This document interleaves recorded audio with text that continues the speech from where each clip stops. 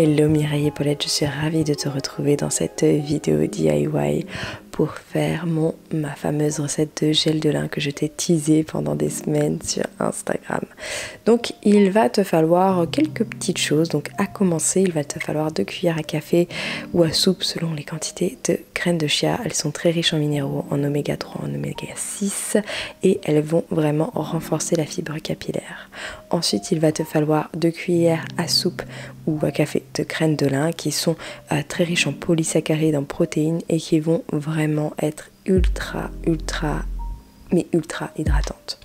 Ensuite, ça c'est optionnel, mais alors personnellement j'aime beaucoup l'utiliser dans cette recette là. C'est de la gomme xanthane ou zlatan comme je l'appelle. C'est un épaississant et que ça apporte également du glissant, ce qui est intéressant dans mes cheveux qui sont extrêmement emmêlés. Ensuite, ça aussi c'est totalement optionnel, tu peux y ajouter des actifs. Alors moi je vais utiliser un parfum, et alors là je t'ai montré des acides de fruits, mais en réalité il s'agit de Coast Guard que je voulais te montrer, qui est un conservateur. Ensuite, pour la gomme zlatan, il va te falloir un petit verre d'eau et une cuillère à café ou plus selon la fixation que tu vas souhaiter de sucre raffiné ou pas raffiné comme tu veux, et en fait qui va servir d'agent fixant. C'est ma grand-mère qui m'a donné cette idée de faire ce gel de lin tout simplement avec du sucre, puisque elle me disait quand elle était plus jeune faire sa recette de lac avec de l'eau et du sucre. Ensuite, comme petit accessoire, il va te falloir soit un chinois, enfin quelque chose pour tamiser le gel de lin. Donc soit tu peux utiliser un vieux bas propre bien évidemment, soit un chinois, et ensuite il va te falloir bien évidemment des contenants pour stocker le gel de lin. Bien entendu, tous les ustensiles ont été désinfectés auparavant. Donc il va falloir commencer par faire chauffer de l'eau dans une casserole, puis au moment où l'eau va commencer vraiment à frémir, tu vas verser tes graines de lin et tes graines de chia, puis tu vas commencer à remuer. Tu remues histoire que le gel s'imprègne bien. Alors moi je te conseille pas de laisser le gel s'épaissir de trop parce que ça va être très compliqué à filtrer après, et personnellement la filtration c'est l'étape qui me saoule le plus dans cette recette. Donc moi je fais un gel de lin très liquide, donc je porte vraiment à peine à ébullition parce que bon, c'est quand même un petit peu dommage de faire cramer tout ça avec la chaleur. Donc vous voyez, je laisse à peine porter à l'ébullition et puis j'arrête. Donc ensuite tu viens prendre ton petit chinois, tu mets les graines de lin dedans, tu fais attention à pas te cramer, et tu vas voir, voilà, le jus des graines de lin et des graines de chia va couler tout seul. Il suffit que tu touilles un peu, puis ça coule, tu laisses ça faire, et tu sais, le gel qui va rester dans ton chinois, tu vas le récupérer parce que c'est le gel le plus intéressant, et tu vas justement ensuite le filtrer comme ça, parce que celui-ci il est très dur à extraire, le gel qui reste au milieu des graines de lin, et alors vraiment là tu as l'impression de presser une vieille couille molle. Je vais me faire démonétiser, faut pas que je dise ça. Mais ouais, c'est très chiant cette façon d'extraire, c'est pour ça que je préfère le faire de façon très liquide. Ensuite, dans la deuxième phase, tu vas venir prendre une petite cuillère à café de gomme xanthane et tu vas venir tout de suite touiller. Donc l'eau est froide, c'est mieux de le faire sur eau froide. Tu vas venir tout de suite touiller parce que c'est un épaississant et ça fait souvent des grumeaux. Donc voilà, il faut vraiment bien touiller jusqu'à ce qu'il n'y ait plus de grumeaux. C'est pour ça que je le fais dans une phase à part.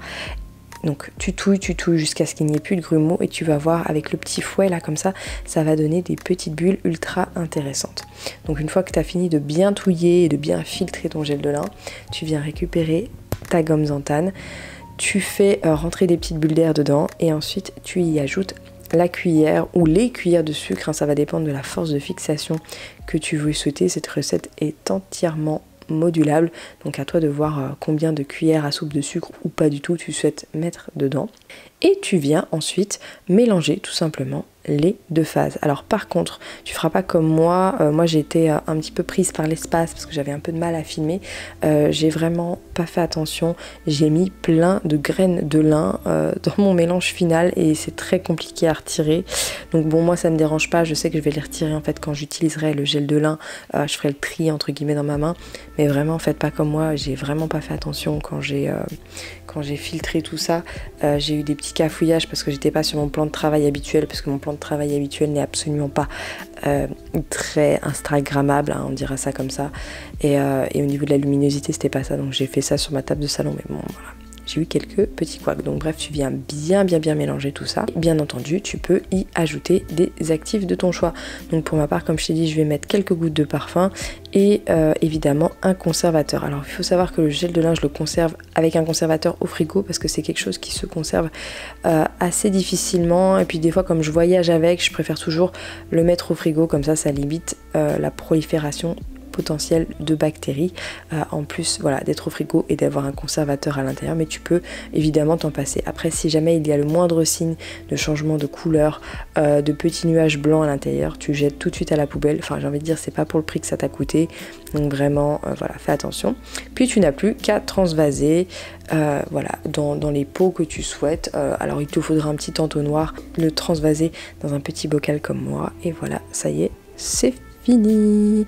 Donc là, au niveau des quantités, j'ai une jarre de 150 ml plus un pot de 250 ml. Ça me fait à peu près un mois. Alors après, il faut savoir que j'utilise beaucoup de gel, surtout dans mes cheveux, parce que c'est ce qui m'aide à avoir de belles boucles, et j'en utilise des grosses quantités parce que forcément j'ai énormément de cheveux, et vraiment pour moi ce gel de lin c'est une alternative au gel, même pour mon fils, pour lui faire tenir ses cheveux, aux boucles de bébé brioche. Ça lui fait des boucles absolument somptueuses. Tu peux avoir une tenue qui est très forte selon la quantité de sucre que tu mets, donc c'est parfait pour bébé brioche qui a beaucoup de frottements, notamment avec ses boucles. Et regardez le résultat dans mes cheveux. Enfin, franchement, ce gel de lin c'est juste une pépite. Enfin bref, Mireille, n'hésite pas à me dire si cette vidéo t'a plu, si tu vas tenter la recette. En tout cas, je serais très curieuse de le savoir, et je te dis à très bientôt dans une prochaine vidéo. Bye bye.